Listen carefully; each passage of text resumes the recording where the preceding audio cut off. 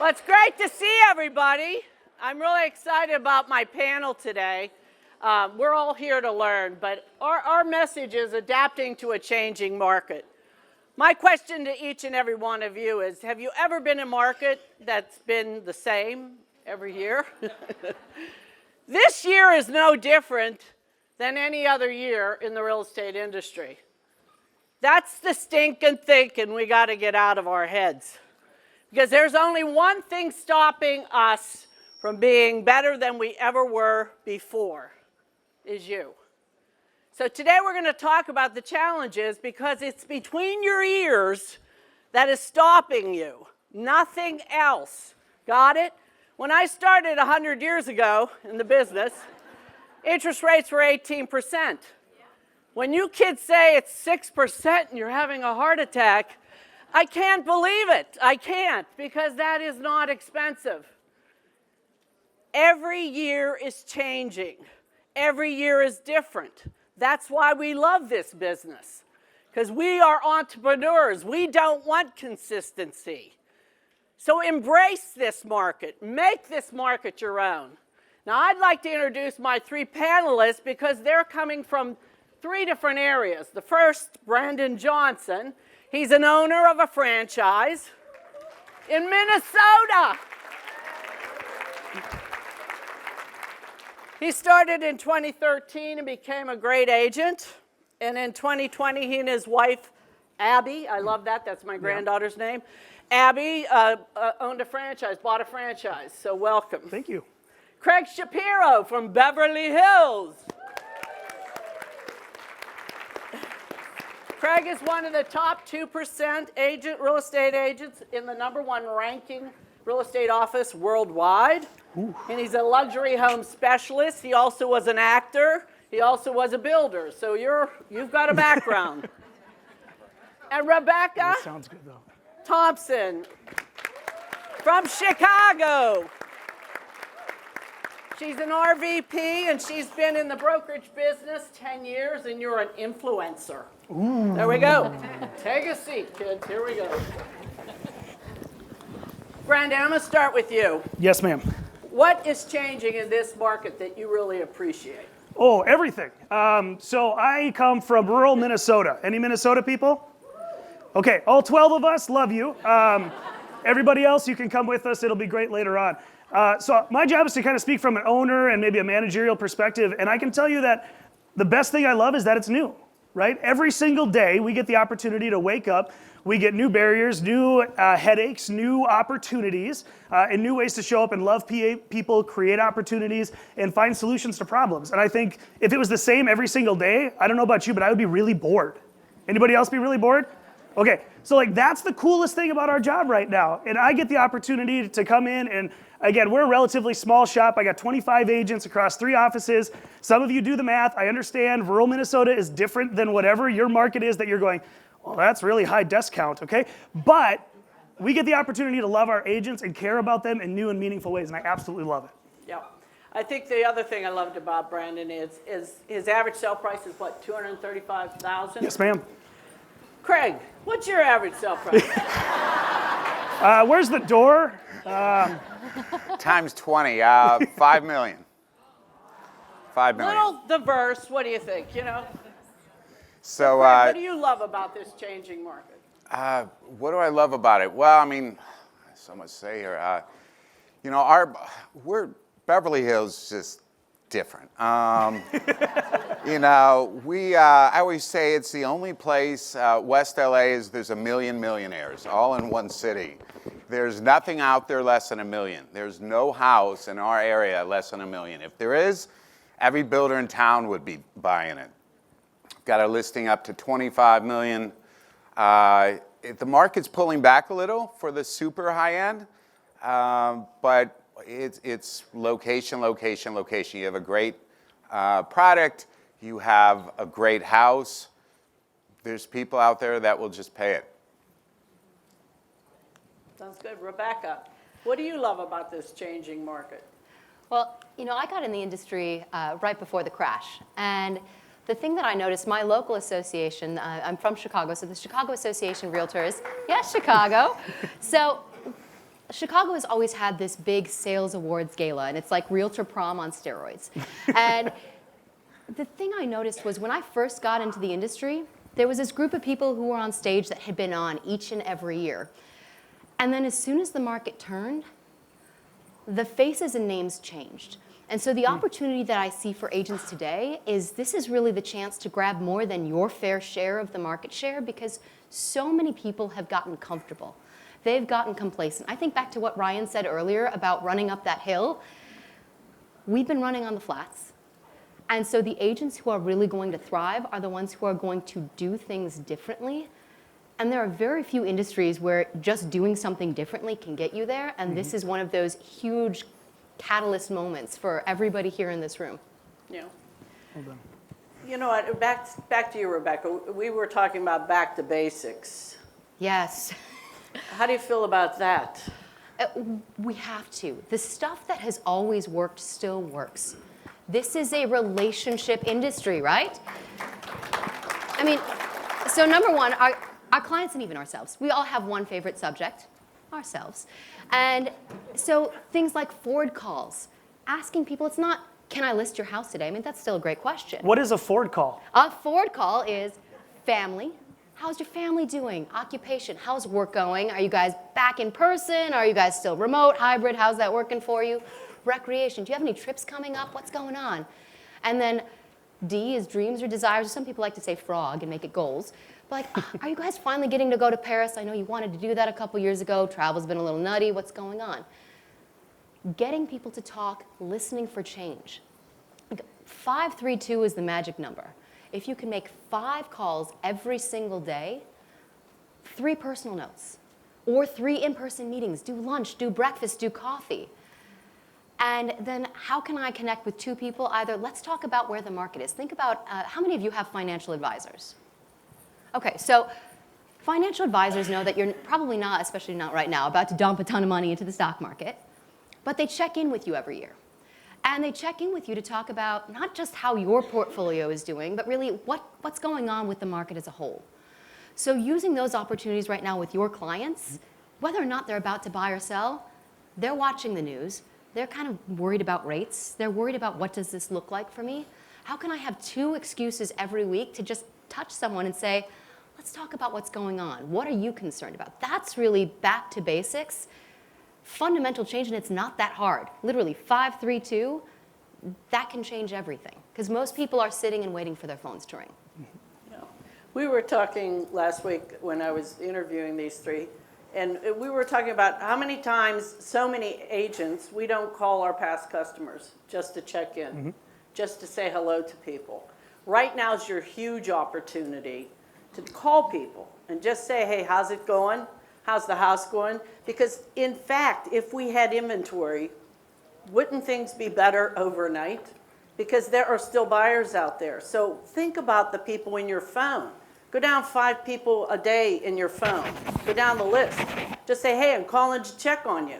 What's happening in your market? We need inventory. Do you know anybody thinking of selling their home? How about you? They'll say, do you think it's really the time? Isn't the interest rates high? That's when you're the expert and you say, it doesn't matter about interest rates. Inventory is low. If we had more, if everyone in this room got 1 listing by the end of the year, could you only imagine what that could do to your marketplace, to the industry? We aren't getting enough listings because we're not generating enough calls. And we were talking about that prospecting piece. How about that, Brandon? Great idea. Is there a comment you'd like me to add to? Yeah. Yeah? Let's go with it, right? I'm sorry. No, I think it's a great idea. And exactly what Rebecca was saying is that we don't call people, right? One of the things I tell a lot of my agents and some of the people that I have, some of you have enough influence in your market arenas where you likely have agents who call you looking for advice, even though they don't report to you, they don't work for you, right? Just because you're available and you're trying to love on them. The number one thing I tell people to do is birthday messages. It's the absolute easiest thing to do. And guess what? How many of you are on a social media platform? Okay, the rest of you who didn't raise your hands, you're lying because you think, I can't see you, but I can. Facebook literally tells you when it's somebody's birthday, right? Like, the excuse is very nominal to try to not send a message to somebody. And if you really want to one-up your game, because anybody got a birthday today, by the way? Statistically in this room, that would happen. And of course, you put me in my spot. Thank you very much. If it was your birthday today, right, you would probably have a feed full of happy birthday messages. Here's the thing that you can take you to the next level. This goes for recruiting too, right? Like, this is the new thing I'm doing on recruiting now. I'm loving on people, but I do it the day before. So if you go to Facebook, it says, hey, these people's birthdays are tomorrow. That's who I'm going to message today, because guess what? They're going to notice it today. They're going to pull up that video. They're going to see that DM, because they're not getting overloaded with the people who are actually doing it just because Facebook says to do it. And so managers and recruiters on that side, that's a real easy way to slide into a real non-invasive conversation with somebody just by loving them, but loving them earlier. Good job. How about you, Craig? Well, calling, I love them. I mean, that is extremely important in my business. I have a team, and from 9 to 11 every morning, we make phone calls. You know, people have a problem cold calling. I get it. It's not easy. Try practicing when you're walking down the street, just saying hello to someone. Hello, bomb them. Hi, how are you? And just move on. If you could do it to someone on the street, you can easily pick up that call and make a call. Literally 1 or 2 out of 100 people you talk to, not call, because no one picks up their call. Some people do, not many. But 1 or 2 out of 100 you will close. So if you want a closing, no matter what the market is, I went through 2008 as a home builder. If you make a phone call, 1 or 2 out of 100, you will get a closing, for sure. I've seen it, and we close them in the office. And I'll give you a great piece of advice. When you're making calls, call them twice, okay? Not once, twice. Because if someone sees their phone go, must not be a marketing call, someone really wants to reach me, they usually pick up. It's good. Rebecca. You know, one of the other things that I'm seeing right now is people getting back to open houses. So many of us, we had so much going on that there wasn't even time. We were writing like 10, 12 offers for our buyers and just trying to hope they got one. We stopped doing open houses. And the thing I love about open houses are, you know, anybody who complains, well, it's just the nosy neighbors. Yes, you want to meet the nosy neighbors. Like, those are the people whose houses you are going to list. And so be strategic. Think about not just what listings do you have. Some of you might be newer to the industry, or you're a little slower right now than you want to be. Think about, where do you want to specialize? What is the price point where you can speak the language?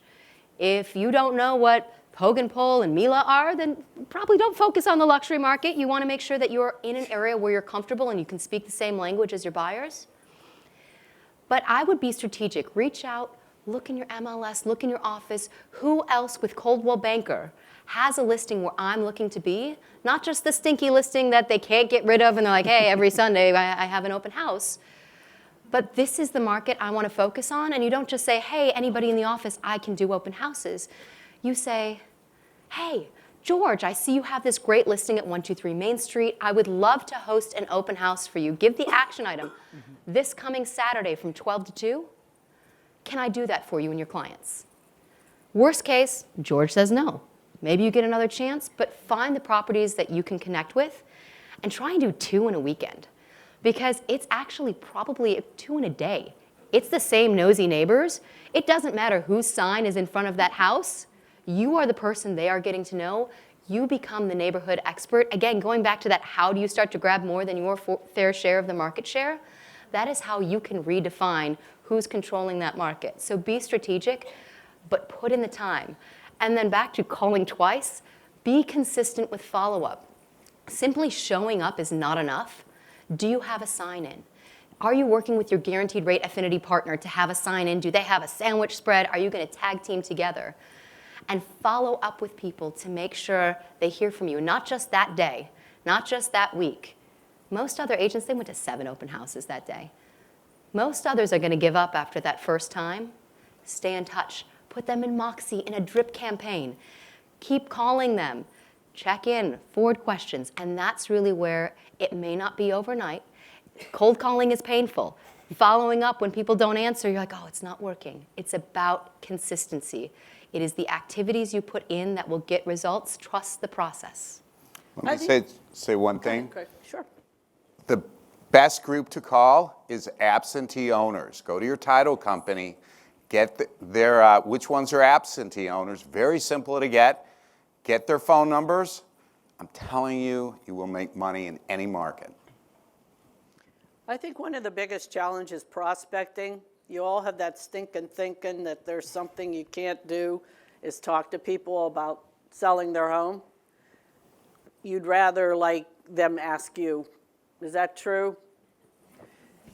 What's your why, Brendan, that takes you to the next level to get you over the fear of saying, I'm not going to get stopped by negative thinking because my why is more important than what I'm thinking? What's your why? Yeah, so this is a really great question, and you get asked this and you hear these buzzwords in the business community, and I thought, this is just another one of those things.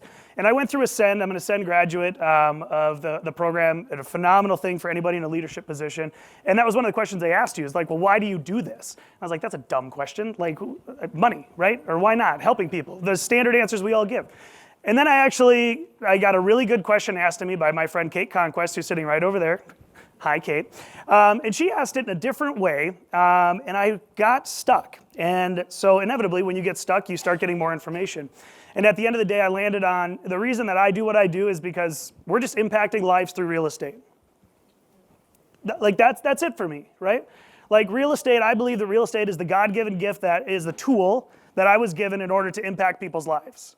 It's nothing more than a way to bridge that gap and to build a relationship with somebody on the other side. Because it's the American dream. Everybody wants a piece of it. I think it's the best way to build wealth. I think it's the most sustainable way to create a lasting impact on the generations of your family. It is the number one tool, in my opinion, and most people, I would hope in this room, otherwise find a different room, that you can actually make an impact on people's lives. And real estate's just the tool, you guys, right? Like, at the end of the day, we're just trying to impact people. We're trying to love them. We're trying to care for them. We're trying to show them that they matter. And real estate's just a cool way that we get to do it. Good answer.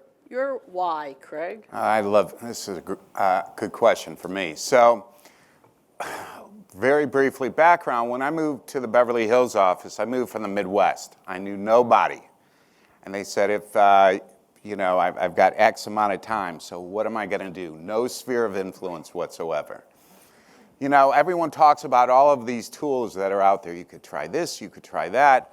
The greatest tool you have is yourself, okay?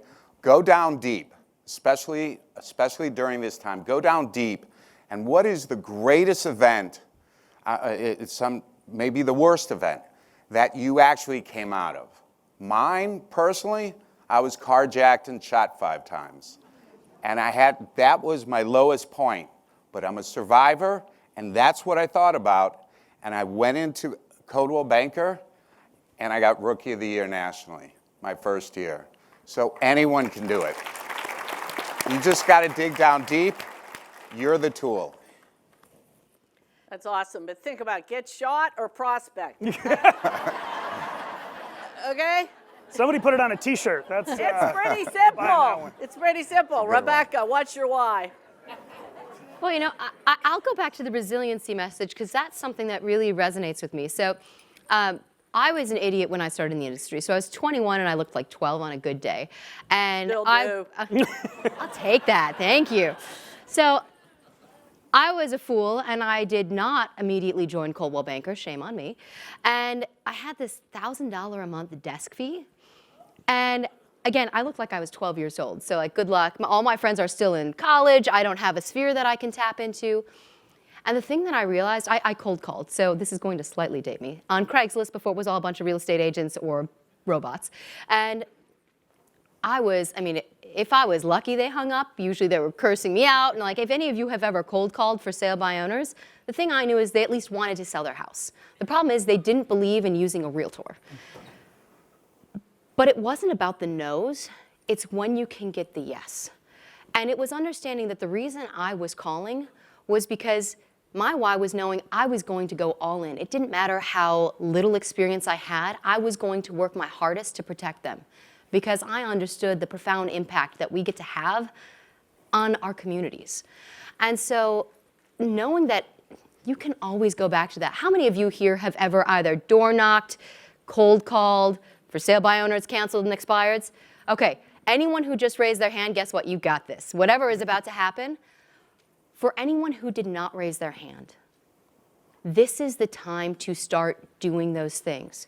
Because even when you don't need them, just knowing you can always go back to it, that you have that in you, that you can push through, you will always be fed. For those of you who are team leads, you have the pressure of you have all of these other people counting on you.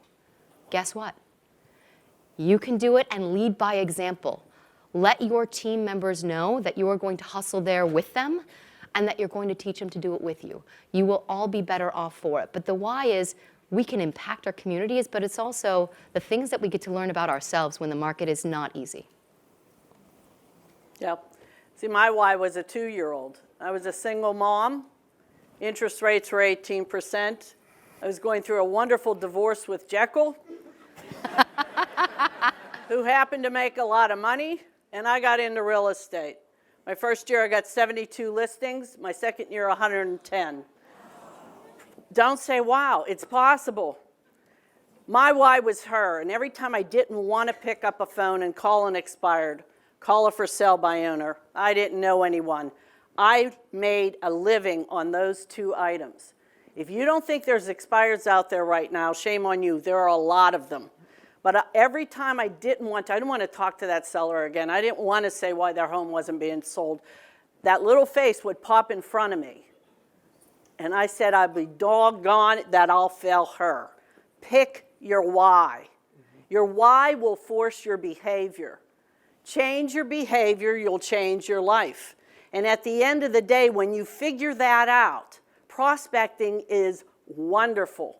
Think about this. Have you ever gone to a wonderful dress store or a clothing store? The minute you walk in the door, the clerk attacks you and says, may I help you, correct? You say, no, I'm just looking, correct? Does that clerk go in the corner and start to cry and say, I have just been rejected? When you're dialing for dollars, you can't even see these people. You're just calling. If they say no, kids, it's not devastation. Think your why and dial again. How fast do you think you could change your business if you would start prospecting immediately? A week. How about you, Craig? We do it, and it's doing great for us. So. How many listings are you carrying right now?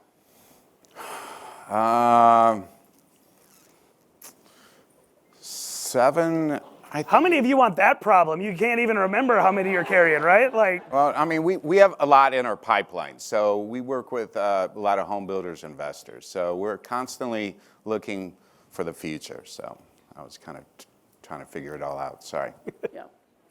Rebecca, do you teach classes to your people? What do you tell them to do? Prospect? So it depends on their model. So I cover a number of different markets. I saw some of my Wisconsin folks here. We have Chicago, we have Northwest Indiana, we have Southwest Michigan. Guess what? You know the mantra, every market is different? Yes. Different people are needing to do different things, especially where is your client base? What are they doing right now? If you have people who are looking for cheap land, now actually might be not a terrible time for them, unless you're in Beverly Hills, in which case you're not getting it for under $1 million. But the key is, for each and every person, it's what is their why? What lengths are they willing to go to? Creating that accountability. Ideally, you find yourself a coach. Is it your branch leader? Is it, or an accountability partner? It's not even necessarily a coach. Show up at your office. Show up and see who else is there who is willing to work. And I found when I was in the office myself, there was one guy when I first got started that he was in there. And I didn't want to give up before him. I looked at him and I was like, I can work harder than that. Find the people who push you to get where you need to go, because we don't know our limits until we get there. And the beauty of our industry is the only limits we're going to have are the ones we actually put on ourselves. Why is someone a $1 million agent and somebody is barely scraping by? We have the same 24 hours in the day. It is all about how we spend our time. And so the thing I coach my agents on, how are you spending your time? Let's talk about what you did. Let's talk about where did your business come from last year? Now let's talk about what we need to do now. What is your market doing? What is your sphere doing? And how do we either fill the gaps, and where do you want to go? If you want to have the same business you had last year, that's one strategy. You want to double it, you want to triple it, there's a formula for that. It's just math. Are you willing to do the work? That's the craziest part about it. Before the next question, are there any questions out here for anyone? Hi. Hi. It's for, so sorry, I forgot your name, Beverly Hills guy. Craig. Beverly Hills. Not a bad guy. Oh, it's better being called Beverly Hills' wife. I live in Sun Valley, Idaho, so I have a, higher end resort market as well. Oh, nice. I'm so curious, you came from the Midwest. Right. You didn't know anybody. Correct. You started prospecting right away. I have some newer agents that are trying to, what was your script? Do you mind sharing, or what was the gist of your prospecting script, or what do you tell your agents on your team to be saying when they are strictly cold calling? Strictly cold calling. Okay. I have a script for home builders. And they usually jump out of their seat when I go through that one. So when they call, I have them call absentee owners. We also use a lot of different companies to locate properties as well, and then call them, like Realty Track will follow those that are in default, right? So we'll be calling, it depends who we're calling, right? I try not to just unload a bunch of phone numbers and truly cold call where you're not sure if they want to even sell their house, right? They have to have some sort of a motive, okay? And then actually, call me up and I can give you our scripts. But, basically, we speak about not ourselves, we talk about them. We ask them questions. We pre-qualify them, right? And then we talk about them, right? And then they'll start asking us, and then we know there's something going. Can I add? Go ahead.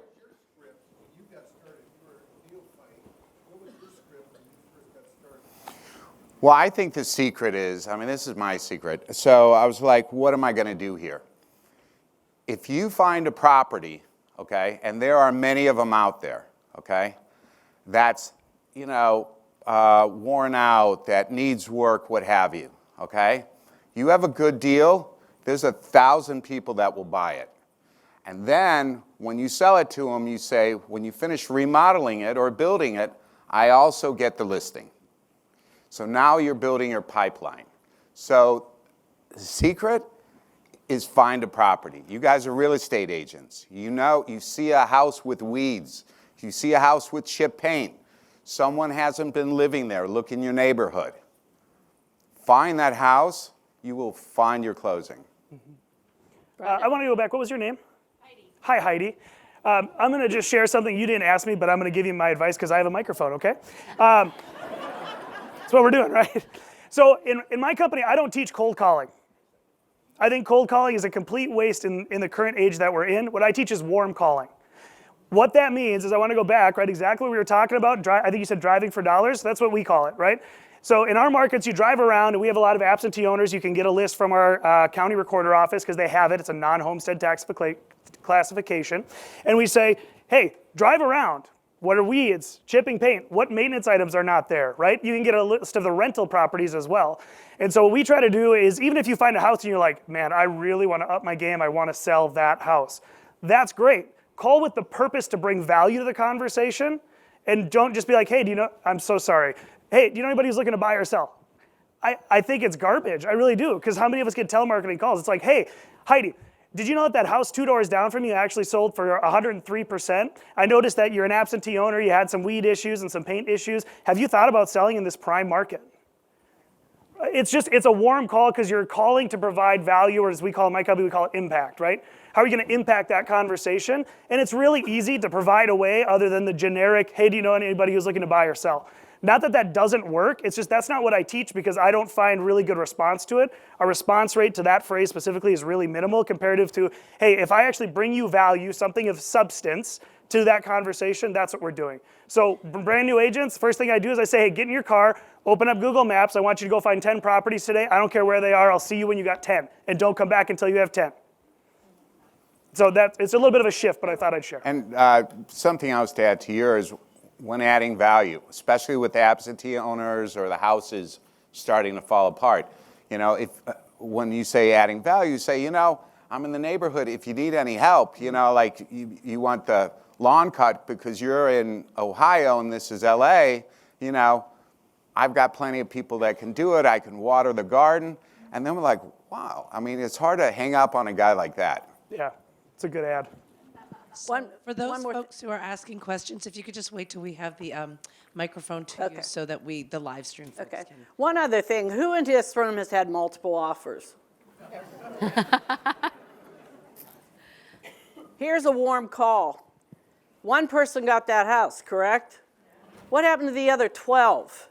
They wanted that street, they wanted that neighborhood, they wanted that home. If I were selling today, I'd be calling everybody and saying, hey, we have buyers that want this neighborhood. They just put on a huge offer on another property. Do you know anybody else thinking of buying or selling in this neighborhood, selling right now? Because we need inventory. So I would use that right now because you might not have 12 multiples right now, but you have 4. If it's priced right, you're still getting multiples, kids. But think about the people that didn't get that home. They wanted that neighborhood, they wanted that house, so just call the rest of them. That's a warm call. Mm-hmm. Yes. So I think in the adapting to a changing market, like in our market, who's really changing is the buyer pool, where we used to have this urgency that has now been replaced by caution. Mm-hmm. And I'd be interested in your thoughts when buyers come to you and are really looking for your opinion of, is this the right time to be a buyer? So let's take that one. I'm happy I'll to take jump. that. Oh, No. Okay, Go. I'll jump in. Okay, got Okay, it. so here's what we have time for right now. We're not writing 15 multiple offer situations for the same buyer. This is the time to become a market expert and leverage data. Because storytelling is one of the most powerful tools that we have. Whether it's sellers that we need to have price improvement, or sometimes we're competing for listings. We didn't have that before, guess what? Now we're competing for listings. Being able to talk to them about the realities of the market, but bringing it down to the data.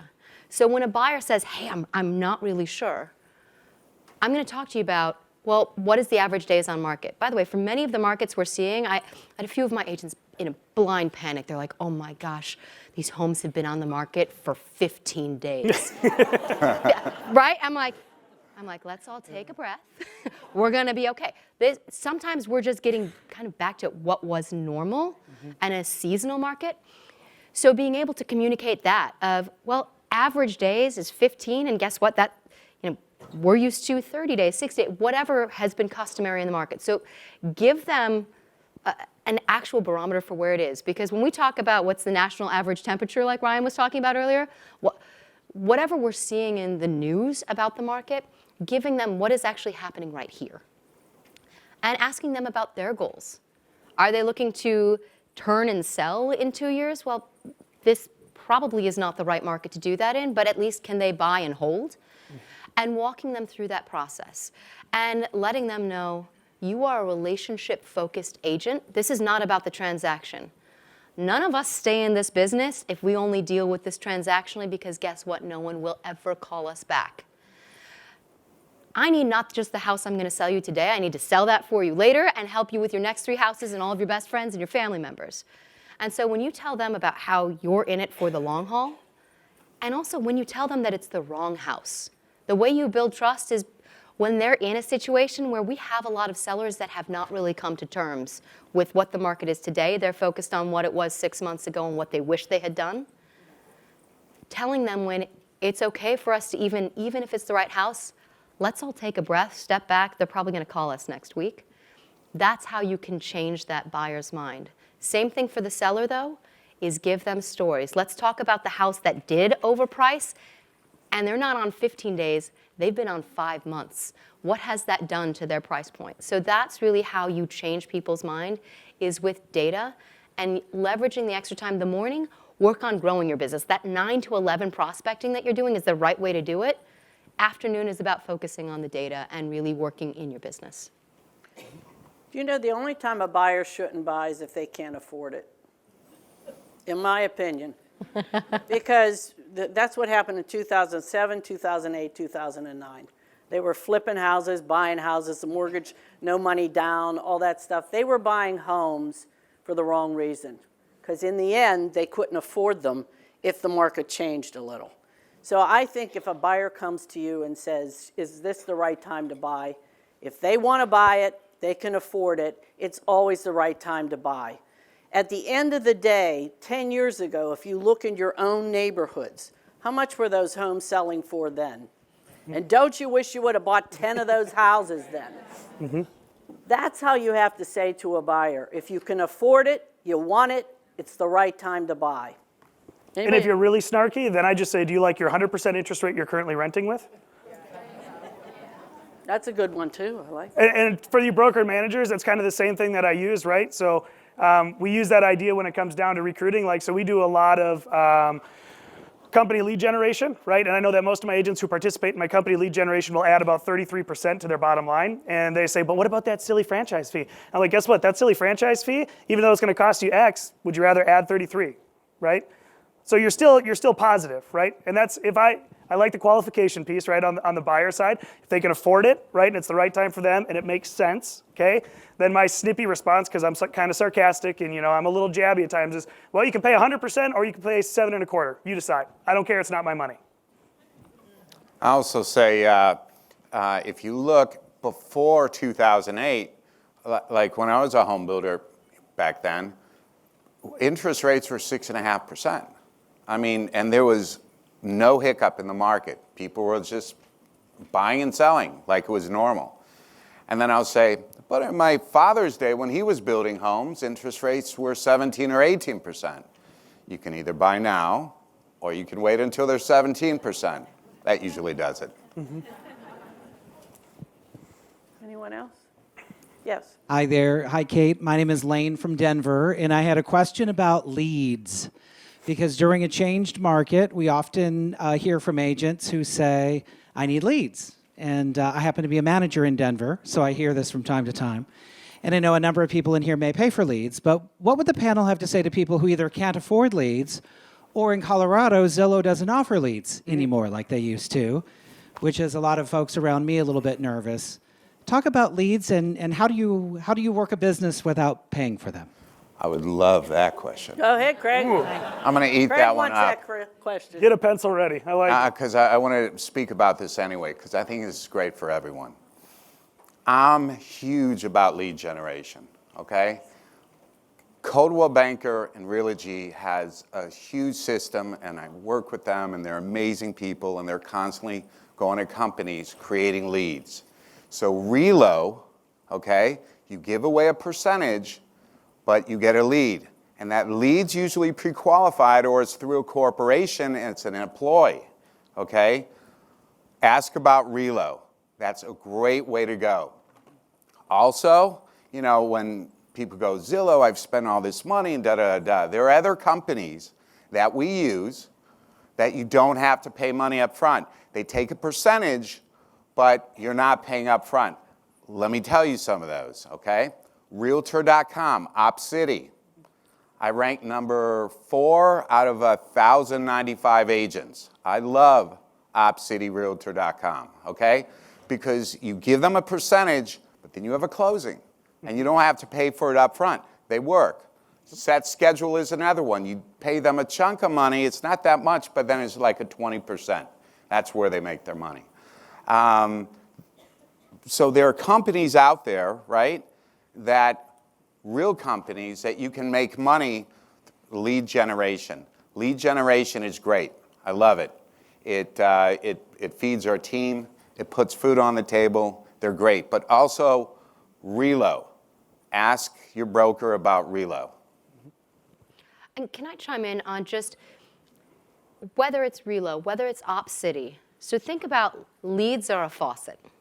And the challenge we sometimes have with, I've had agents who have taken Op City and they get a lead, they're like, oh, I'm not interested in that one, or they don't respond quickly enough. If you are getting leads, you respond and you respond consistently. So in addition to, first dumb thing I did in real estate was $1,000 a month desk fee, wrong company. Second dumb thing I did was I watched Glenn Ross my first night in real estate. But when I hear agents talking about the leads and whether they're paying Zillow, it doesn't matter where the leads are coming from. They might as well be saying it's not the Glenn Gary leads. They're like, it's not good leads. And so I look at like a Zillow lead as I imagine it's a couple that had an extra glass of wine at dinner. And it's like, if any of you ever saw the movie Inception, it's like the moment of inception. When they first have the conversation, you're like, what if we moved? And they go online and they look at a place. They're not actually ready to move tomorrow. The problem is, most agents will take that. You have a real, live, breathing person that is on the other end of an email or phone, and they email once, they're like, well, they're not serious right now. And they never talk to them again. And so whether it is a platform like Op City where you take every lead and you work to convert it, because otherwise that faucet gets turned down. You don't get number 4 by ignoring the leads that are coming your way. You're working them and you're following through. You got to work them. And the other thing is, being number 4, that means every single one of those people you've helped, they have friends, they have family. That is how you are expanding. Create your base. Yes. Right. So wherever your lead source comes from, if you're working with Cardis, fabulous. Those are pre-qualified leads that are ready to do something today. But whether it's open houses, whether it's an online lead source, do the work, follow up, and treat each one like it's gold, because we're so quick to make decisions. We're so quick to be that retail salesperson that's like, oh, you're not interested? If you've ever seen the George Costanza thing where he's cold calling, he's like, oh, you're not, okay, fine. Don't give up. Don't hear no. Just hear not right now. Coldwell Banker has a lot of great tools out there with alliances and programs for agents that most agents don't know about. Check your My CB desk. They're out there. Ask your managers. They're out there and they work, and you won't necessarily have to put up a whole lot of money for every lead. But like you said, just work them, stay on top of them, you'll close them. Lane, get your office to get more listings. The person that has the listings gets all the leads. So if you get a lot of listings, you're going to get the leads. You don't have to pay anybody, just yourself, really. When That's true, get those listings. And if you have listing concierge with your offices, even if the house sells itself, make that targeted postcard. And those of you who do not, like, where is your just listed, just sold postcard? Hit your sphere or your farm over and over. Let them get sick of seeing your name.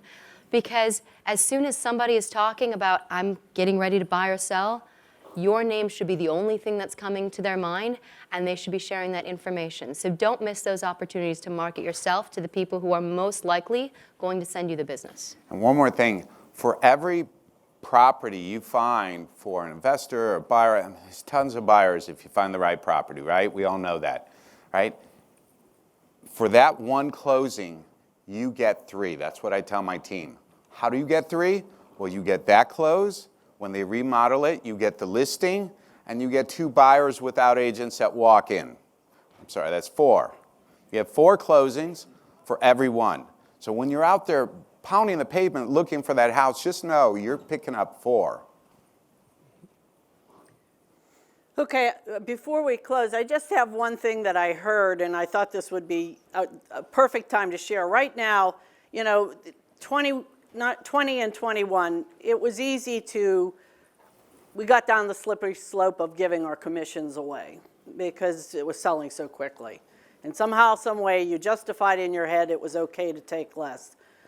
Right now, you have an opportunity. Stick to your guns. You kids work very hard. You should be getting full commission. But I heard this, and I've been sharing it with everybody I can. Have you ever had a seller say to you, I only want to pay you whatever?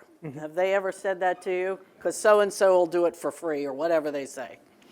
just look at them dead square in the eye and say, oh my goodness, I didn't realize you were having a hardship.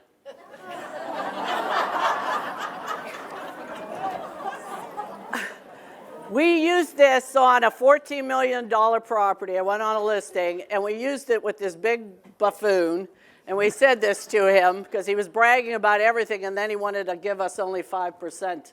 And we said that to him, and we said, we didn't realize you were having a hardship. He said, I'm not having a hardship. So we said, well, we're charging 7.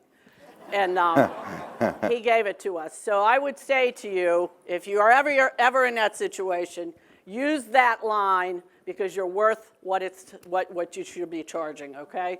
Thank you for coming today.